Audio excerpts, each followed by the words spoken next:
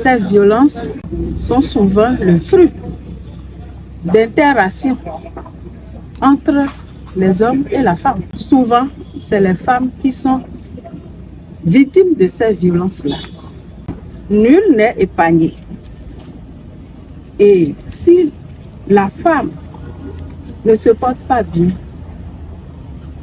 la famille ne se portera pas bien. Si la famille ne se porte pas bien, cela veut dire que la communauté ne se portera pas bien. Alors, il faut trouver des réponses, il faut trouver des solutions pour remédier à ce problème-là. Et donc, il faut sensibiliser, il faut en parler. Il ne faut pas en faire un sujet tabou parce que nous avons besoin de la femme et de plus en plus de la femme parce qu'elle fait quand même 53% de la population. Est-ce qu'il faut les mettre de côté pour penser qu'on peut aller au développement?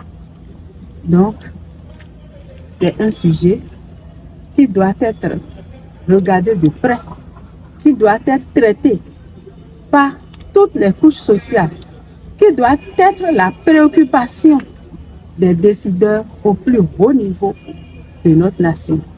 C'est déjà un grand point, une grande initiative que le gouvernement a mise en place en donnant un nouvel élan à l'Institut de la femme.